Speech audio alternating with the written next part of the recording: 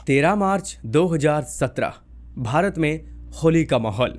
और वहीं गांव में, गोवा के एक लोकल गांव में इसी जश्न का हिस्सा बनी थी एक आयरलैंड से आई हुई एक टूरिस्ट डैनियल मैक्लोघलियन। वो अपने कुछ दोस्तों के साथ और इंडियन कुछ फ्रेंड के साथ होली सेलिब्रेट कर रही थी, यानी इंडिया कल्चर को वो एक्सपीरियंस करने आई थी। पर अफसोस की बात यह थी कि अगली सुबह उसी गोवा की मिट्टी पर उसकी लाश एक सुनसान खेत में मिली। शरीर पर एक भी कपड़ा नहीं था, चेहरा इतनी बुरी हालत में था कि फिलहाल पहचानना मुश्किल हो गया था। यानी डैनियल, जो लड़की इंडिया में घूमने आई थी, शांति ढूंढने आई थी, नए कल्चर को एक्सपीरियंस करने आई थी, वो अब एक ऐसे क्राइम का हिस्सा बन चुकी थी जिसने इंडिया और आयरलैंड दोनों को हिलाकर रख दिया था, या फिर ये कहें क्राइम का शिकार हो चुकी थी। और हाँ, जो उसके साथ हुआ था, उस बेचारी ने भी कभी नहीं सोचा था कि इंडिया जैसे देश में जहां अतिथि देवो भवो कहा जाता है, उसके साथ वहां पे कुछ ऐसा होगा और इतनी बुरी तरीके से उसका अंत होगा। पर इससे भी बड़ी बात ये थी कि इसके पीछे आखिर वो दरिंदा था कौन जिसने इतनी घिनौनी वारदात को अंजाम दिया। Yes, I am talking about Daniel McLaughlin rape and murder case in Goa. तो इस कहानी की शुरुआत होती है आयरलैंड के एक छोटे से शहर डोनेगल से, जो वहीं की रहने वाली थी। डैनियल 28 साल की एक यंग, इंडिपेंडेंट और फ्रीडम में जीने वाली लड़की। उसके अंदर दुनिया को देखने का काफ़ी जुनून था, घूमने का और यहाँ वहाँ के लोगों को एक्सपीरियंस करने का। इसीलिए कॉलेज ख़त्म करने के बाद डैनियल ने डिसीजन ले लिया कि अब वक्त है अपने सपनों को हकीकत में बदलने का। उसने एक वर्ल्ड टूर शुरू किया, सिर्फ वो घूमने के लिए नहीं, बल्कि अलग अलग कल्चर को फील करने के लिए, नए लोगों से मिलने के लिए और ख़ुद को ज़्यादा बेटर फील करने के लिए। वैसे डैनियल के पास 2 पासपोर्ट थे, इरिश और ब्रिटिश का, और शायद इसीलिए उसे ट्रैवल करने की थोड़ी कुछ ज़्यादा ही फ्रीडम भी थी। और जब वो पहली बार इंडिया आई थी तो सबसे ज़्यादा उसे जो पसंद आया वो गोवा ही था। वहाँ के लोग, बीचेस, वहाँ का जो भी इन्वायरमेंट था, उसे सब कुछ भा गया। उसे ऐसा लगा जैसे ये जगह उसके लिए सोल से जुड़ गई है। उसने यहाँ एक अनाथालय में भी काम किया, बच्चों के साथ वक्त बिताया और समाज के लिए कुछ किया। और यहीं से शुरू होता है दूसरा चैप्टर उसके सफर का। फरवरी 2017 में इस बार वो दोबारा से इंडिया लौटे, यानी पहले भी वो इंडिया आई थी और इस बार वो दोबारा इंडिया आई। लेकिन इस बार सिर्फ घूमने के लिए नहीं गाइस, बल्कि खुद को आंतरिक लेवल पे एक्सप्लोर करने के लिए और साथ में कुछ और भी करने के लिए।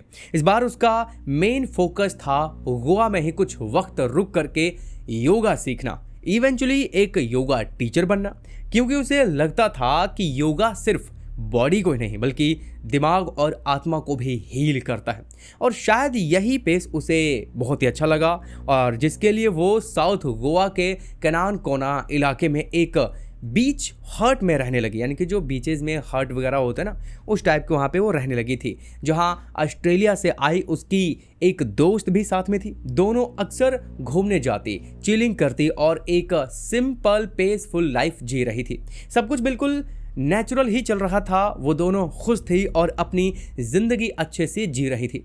पर फिर वो दिन आया, यानी कि 13 मार्च की वो सुबह, वो होली का दिन था और पूरा भारत तब इस खुशी को, इस त्यौहार को जश्न के रूप में मना रहा था। और उन्हीं की तरह डैनियल भी उसी जश्न में शामिल हो चुकी थी और उसकी ऑस्ट्रेलियन दोस्त भी, यानी कि दोनों मिलके वहाँ पास के ही लोकल गांव में इस त्यौहार को मनाने के लिए गए हुए थे। लेकिन जैसे जैसे शाम होने लगी, उसका मूड थोड़ा ऑफ होने लगा और आते ही उसने अपना सामान पैक करना शुरू कर दिया और वो गोवा छोड़ने का डिसीजन ले चुकी थी। वैसे वो अपने देश वापस तो नहीं जा रही थी, लेकिन फिलहाल उस जगह से निकलना चाहती थी।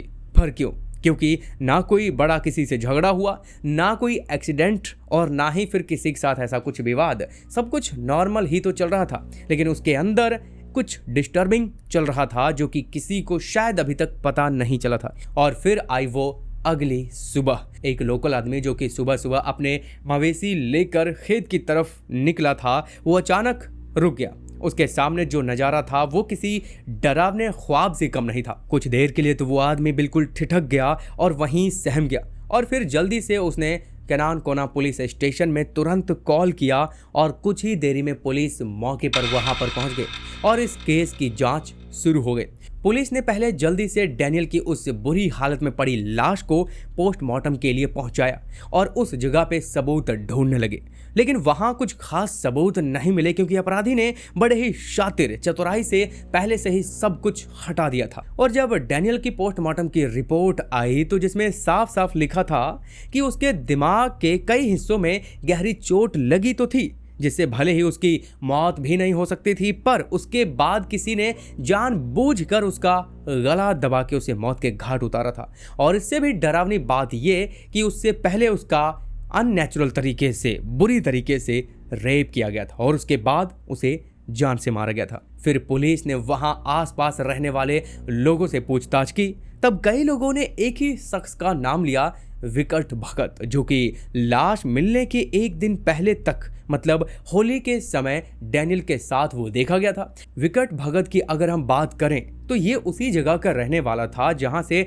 डैनियल की लाश बरामद हुई थी, यानी कि उसी के आसपास के इलाके का। पर यहाँ पे ये बात थी कि उसके पास कोई नौकरी नहीं थी, वो यहाँ वहाँ से काम करके अपना गुजारा करता था और सबसे बड़ी बात कि वो विदेशी लोगों के साथ काफ़ी देखा जाता था। मतलब उसे ऐसे समझो कि जैसे जब कोई बाहर से विदेशी लोग आए तो उसे देखता था तो उनसे दोस्ती बनाता था या फिर टूर करवाने के बहाने उनसे दोस्ती बढ़ा लेता था। और इससे भी बड़ी चीज़ ये जो कि आपको जाननी चाहिए कि पुलिस इसे पहले से अच्छे से जानती थी, इसलिए नहीं कि विकट जो था उसका कुछ पुलिस के साथ खास उठना बैठना था, वो किसी का खास आदमी था, नहीं, बल्कि इसलिए क्योंकि वो पहले भी कई बार चोरी के मामलों में पकड़ा जा चुका था। इसका मतलब साफ था कि उसका बैकग्राउंड कुछ खास अच्छा नहीं था और इसीलिए जब पुलिस के सामने उस व्यक्ति का नाम सामने आया तो तुरंत शक की गहराइयां उसी के ऊपर जा टिकी और समय रहते उसे कस्टडी में ले लिया गया। और फिर जब इससे सवाल जवाब पूछे गए तब वो इधर उधर की बातें करने लगा, यानी उससे पूछा गया कि तुम कहाँ थे उस वक्त जब ये कुछ हुआ था और उसका डैनियल के साथ क्या लेने देना है और वो उसे कब से जानता है। यानी इतने सारे सवाल उससे पूछे गए तब वो इधर उधर की बातें करने लगा, मतलब उल्टे सीधे जवाब देने लगा जैसा कि हर एक अपराधी करता ही है। और जब हर एक नाकामयाब कोशिश उसकी भी खत्म हो गई तब जाके उसे भी समझ में आया कि वो अब अपने इस अपराध को ज़्यादा देर तक नहीं छुपा सकता। फिर जाके उसने सच बताना शुरू कर दिया। तो अब जैसा कि पोस्टमार्टम रिपोर्ट में ये तो साफ हो ही गया था कि डैनियल की मौत से पहले उसका रेप किया गया था वगैरह वगैरह, लेकिन साथ में यहाँ पे एक सीसीटीवी फुटेज भी सामने आया था जहाँ पे एक बार ये देखा गया कि वो डैनियल का पीछा कर रहा है वो लड़का और डैनियल उसे मना कर रही है, थोड़ी डरी सहमी सी है। वो कह रही है कि वो उसका पीछा ना करे, लेकिन उसके बावजूद भी वो ज़बरदस्ती उसका पीछा कर रहा था। पुलिस की जाँच में ये भी सामने आया था कि डैनियल और विकट पहले से एक दूसरे को जानते थे, यानी कि जब वो पहली बार इंडिया आई थी, यानी कि ये तब शुरू हुआ था जब डैनियल पहली बार इंडिया आई थी तो गोवा में सेटल हुई थी और वहीं से उन दोनों की आपसी दोस्ती हुई थी। और जब वो दूसरी बार भी आई तो उसने उसी के साथ कांटेक्ट किया। और हाँ गाइज, जो होली वाला दिन था, होली वाले दिन भी उन्होंने साथ में होली एंजॉय की थी और उसी वक्त डैनियल ने विकट को बताया था कि वो जहाँ पे अभी कुछ टाइम से रह रही है अब वो जगह उसे कंफर्ट फील नहीं करवा रहा है, कुछ अजीब सा फील हो रहा है, अनकंफर्टेबल। तब उसने विश्वास किया विकट के ऊपर कि वो मदद करेगा क्योंकि वो वही व्यक्ति था जिसे वो पहले से जानती थी। उसे विश्वास था कि ये मेरे लिए बेहतर और अच्छी जगह ढूंढने में मेरी मदद कराएगा और विकट राजी भी हो गया और वो इसी मौके की तलाश में था। और उस रात जब डैनियल घर से निकली तब विकट भी उसके साथ ही था।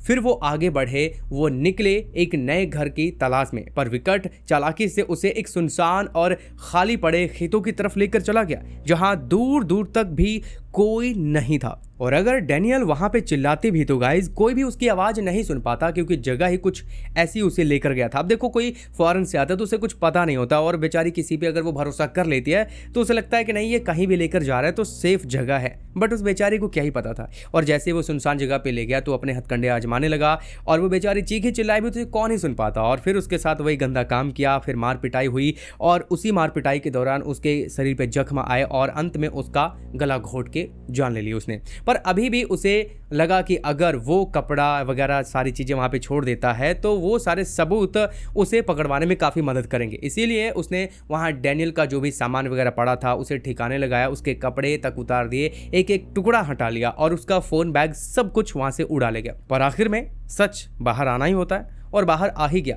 पर यहाँ पे डैनियल के जो घर वाले थे, खास करके उसकी माँ और उसकी बहन, जब उनको ये खबर मिली तब उनका दिल जैसे मानो एकदम चकनाचूर हो गया। और इससे भी बड़ी बात ये थी कि उन्हें डर था कि एक पराए मुल्क से, पराए देश से उनकी बेटी को कभी इंसाफ मिलेगा भी या फिर नहीं। और फिर आखिरकार वो दिन भी आ गया जिनका उनके पेरेंट्स को इंतजार था, जो कि 2025 में यानी पूरे 8 साल बाद उसे सजा मिली। पहले तो उसे फांसी की सजा ही होनी थी, जो कि उसके लिए बिल्कुल परफेक्ट था। पर ऐन मौके पर कोर्ट को लगा कि बेचारे को पछतावा हो गया। इसकी सजा जो उसे फांसी की दी गई थी उसे बदल करके उम्र कैद में बदल दी। और यही सबसे बड़ी नाकामयाबी है, बड़ी गलती है हमारी सरकारों की, हमारी कोर्ट्स की, जो कि उम्र कैद से अब लोगों का डर खत्म हो गया है। इसीलिए तो लोग सोचते हैं ज़्यादा क्या होगा भाई, ज़्यादा हमारा ये क्या उखाड़ लेंगे भाई, उम्र कैद होगा बस, जिसका नतीजा आपके सामने है।